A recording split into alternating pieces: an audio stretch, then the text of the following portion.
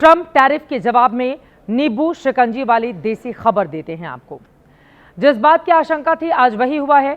America के 50% tariff लगाने के बाद भारत में आज बाजार खुला तो निवेशकों के लाखों करोड़ रुपए डूब गए, जिन्हें जीडीपी गिरने और लाखों नौकरियां जाने की घबराहट है, उनका डर आज और बढ़ गया।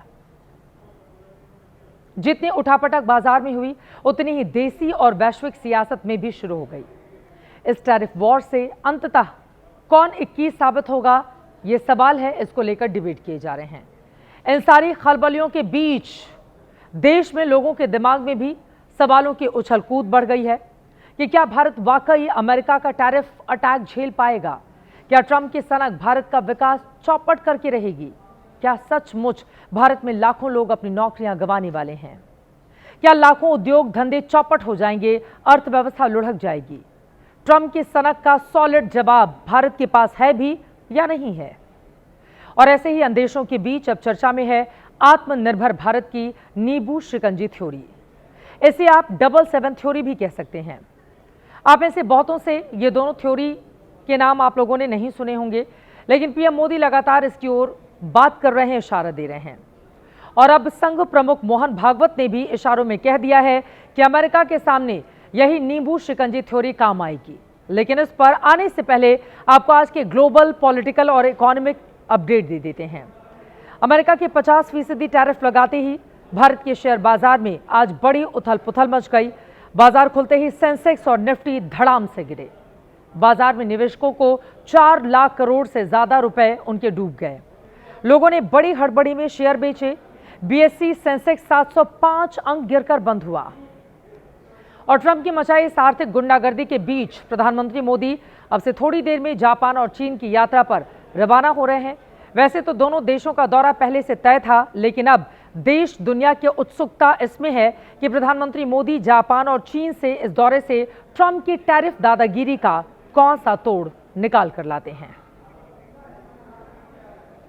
और भारत पर 50% टैरिफ थोपने के बाद अमेरिका से 2 बड़े बयान भी आए हैं। एक अमेरिकी वित्त मंत्री का और दूसरा बयान ट्रंप के ट्रेड एडवाइजर, टैरिफ सलाहकार का। कुछ लोग इन बयानों का यह अर्थ निकाल बैठे हैं कि ट्रंप के तेवर एक ही दिन में ठंडे पड़ गए, लेकिन हमें इन बयानों में ऐसा कुछ नहीं दिखा। हमें तो 2 मुंह से दिए गए 2 बयानों में अमेरिका का 2 मुहापन ही नजर आया है। पहले ये दोनों बयान सुनिए। President Trump and Prime Minister Modi have very good relationships at that level. And it's not just over the Russian oil. The Indians came in very early after Liberation Day to start negotiating on tariffs, and we still don't have a deal. I thought that we would have a deal in May, June. I thought India could be one of the earlier deals. And they've kind of tapped us along in terms of the negotiations. And then there is also the aspect of the Russian crude purchases, which they've been profiteering on. और अब समझे कि इन दोनों बयानों में कैसे Trump और America का 2 मुहापन है। अमेरिकी वित्त मंत्री स्कॉट बेसेंट कह रहे हैं कि भारत और अमेरिका का टैरिफ मामला उलझा जरूर है, लेकिन मोदी और ट्रंप अच्छे दोस्त हैं। दोनों देश आखिर में फिर से एक साथ जरूर साथ आ जाएंगे। लेकिन ट्रंप के ट्रेड एडवाइजर पीटर नवारो धौंस दे रहे हैं। वो रूस यूक्रेन युद्ध को मोदी युद्ध बता रहे हैं। कंडीशन रख रहे हैं कि शांति का रास्ता दिल्ली से होकर जाता है, मतलब रूस से तेल रोको तभी रूस यूक्रेन युद्ध रोकेगा, तभी भारत से अमेरिका का तनाव घटेगा। इसीलिए इस बात को यहीं पर छोड़ते हैं कि दुनिया पर हुक्म चलाने की और जबरदस्ती सबका बॉस बनने की आदत अमेरिका आसानी से छोड़ देगा। इससे आगे जाते हैं कि अमेरिका के इस टशन का ट्रीटमेंट आखिर क्या है। क्या वाकई भारत की नींबू शिकंजी थ्योरी ही ट्रंप का सही इलाज है? अब आप आरएसएस प्रमुख मोहन भागवत को सुने, क्योंकि टैरिफ टेरर के जवाब में स्वदेशी की नींबू शिकंजी थ्योरी उन्हीं के इस बयान से सामने आई है। स्वदेशी का पालन करना यानी क्या है? जो घर में बनता है वो बाहर से नहीं लाना। गर्मी के दिनों में आप अच्छा नींबू की शिकंजी बनाकर खा सकते हो, मैं पी सकते हो, वो कोका कोला और क्यों लाना? या स्प्राइट भी बाहर का पेय क्यों लाना? अपने घर का लाना।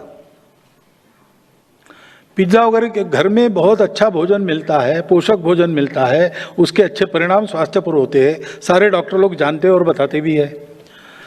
लेकिन बार बार, हाँ, एक आध बार गए मजा करने के लिए पिज्जा खाया, चल सकता है।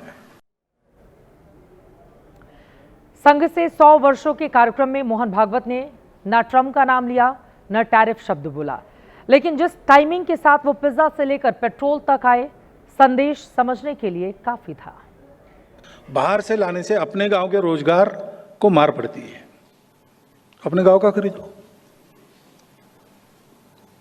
अपने राज्य में कार्य बनती है वहीं से खरीदो, सस्ती मिलती है, इसलिए बाहर के राज्य से क्यों खरीदते हो? हरियाणा से सस्ता पेट्रोल ऐसा बोर्ड मिलता है कभी कभी। अरे भाई, हम जहां के हैं वहां का खरीदो,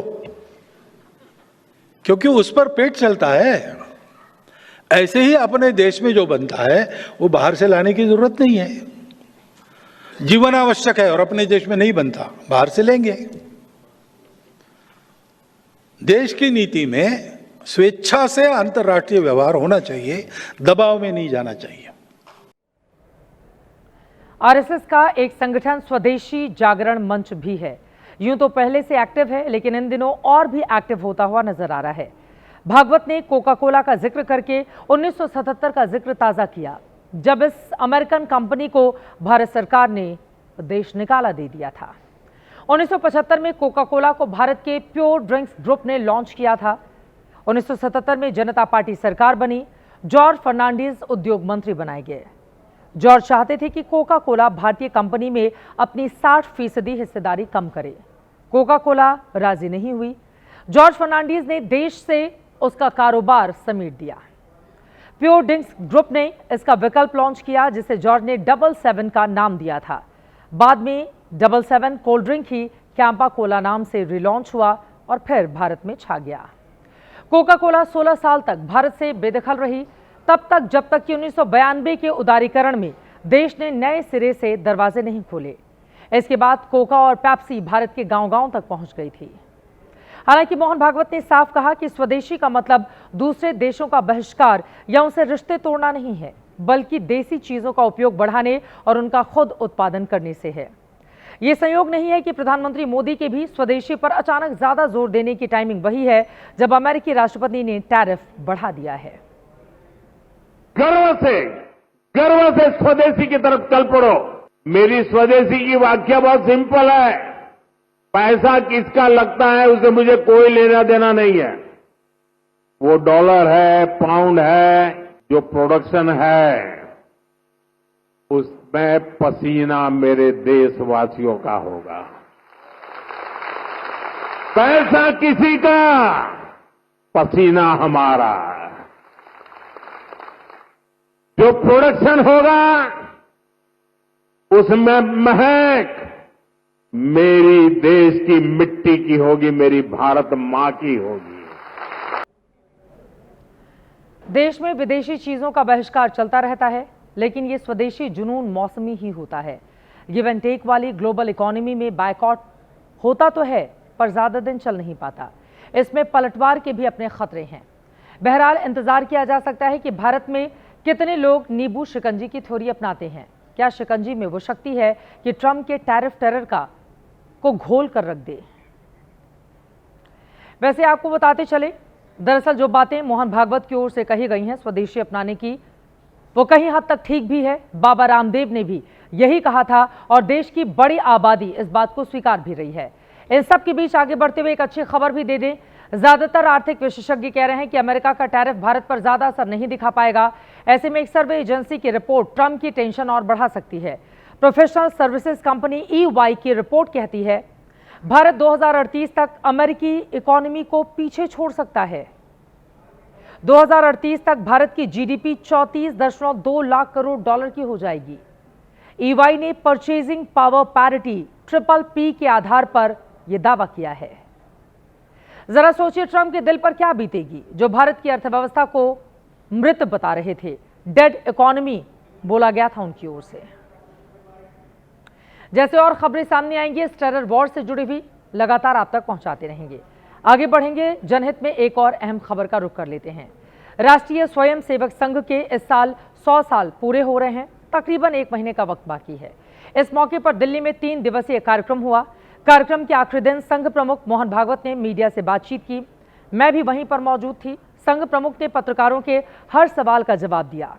इस दौरान उनसे 75 साल की उम्र में राजनीति से रिटायरमेंट को लेकर सवाल पूछा गया तो उन्होंने साफ कहा कि ऐसा तो उन्होंने कभी नहीं कहा।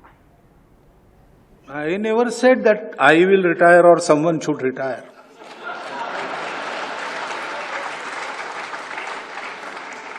In Sangha, we Swayamsevaks, we are given a job, whether we want it or not. So, if I am 80 years old and Sangha will tell me, go run a shakha, I will have to go. I cannot say I have completed 75 years, I want to enjoy the retirement benefits. No, there is no benefit in Sangha. And even if I am 35, Sangha may say, you sit in the office. We do whatever Sangha tells us. We don't say, I will do this, I want this, I want that. No, that is not allowed. And we are not there for it because we don't want to accomplish anything. So whatever they say, I am Sar Sangha Chalak. But do you think I am the only one who can be Sar Sangha Chalaks? There are at least 10 people here. They are sitting in this hall. Any time they can take this mantle and carry on. But they are very busy and their contribution is valuable. They cannot be spared. I was the one who can be spared. So, this is not for retirement of anybody or myself. We are ready to retire any time in the life and we are ready to work as long as Sangha wants us to work. That is the thing. ये बड़ा बयान है क्योंकि कुछ समय पहले 75 साल की उम्र को लेकर संघ प्रमुख की ओर से एक बयान सामने आया था, जिसके बाद देश भर में विपक्षी दलों ने भारतीय जनता पार्टी को घेर लिया था। लेकिन आज उन्होंने विस्तार से इस पूरे मामले में अपनी बात रखी। संघ प्रमुख से यह भी पूछा गया कि क्या आरएसएस बीजेपी में मतभेद है, तो इस पर उन्होंने क्या कहा, गौर से सुनिए। तो मतभेद के मुद्दे क्या है? मतभेद के कोई मुद्दे नहीं होते। इश्यूज में मतभेद होता है, सबका होता है। हमारे यहाँ मतभेद के विचार कुछ हो सकते हैं, मनभेद बिल्कुल नहीं है। और एक दूसरे पर विश्वास है कि जो प्रयत्न कर रहे हैं वो प्रामाणिकता से कर रहे हैं, निस्वार्थ बुद्धि से कर रहे हैं। क्षमता अपनी अपनी है, परिस्थिति अपनी अपनी है। अलग अलग चलेंगे तो भी अलग अलग जाना नहीं है, सबको एक जगह जाना है। बीजेपी अध्यक्ष जेपी नड्डा एक्सटेंशन पर चल रहे हैं। नए अध्यक्ष का चुनाव लंबे समय से टल रहा है। लोग कहते हैं कि इस पर संघ बीजेपी में एक राय नहीं बन पा रही। ऐसे में आज जब संघ प्रमुख से यह सवाल पूछा गया कि क्या बीजेपी में सब कुछ संघ ही तय करता है, तो इस पर भी उन्होंने दो टूक कहा कि अगर ऐसा होता तो इतना समय नहीं लगता। ये पूर्णतः गलत बात है, ये हो ही नहीं सकता। क्योंकि हम इतने दिनों से, मैं 50 साल से शाखा चला रहा हूं, तो कोई शाखा के बारे में मुझे सलाह दे तो मैं एक्सपर्ट हूं। लेकिन वो राज्य चला रहे अनेक वर्षों से, तो राज्य के बारे में एक्सपर्ट वो है। मेरी एक्सपर्टाइज वो जानता है, उसकी एक्सपर्टाइज मैं जानता हूं। तो इस मामले में सलाह तो दे सकते हैं, सलाह तो दे सकते हैं, क्यों देखने से भी सीखते हैं लोग। परंतु डिसीजन तो उस फील्ड में उनका है, इस फील्ड में हमारा है। इसलिए हम तय नहीं करते। हम तय करते इतना समय लगता क्या?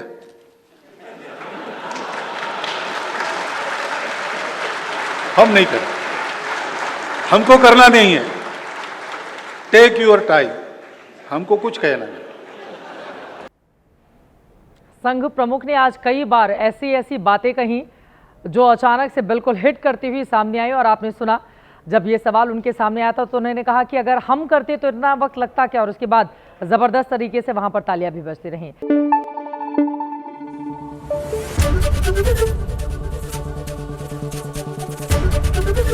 एबीपी न्यूज आपको रखे आगे।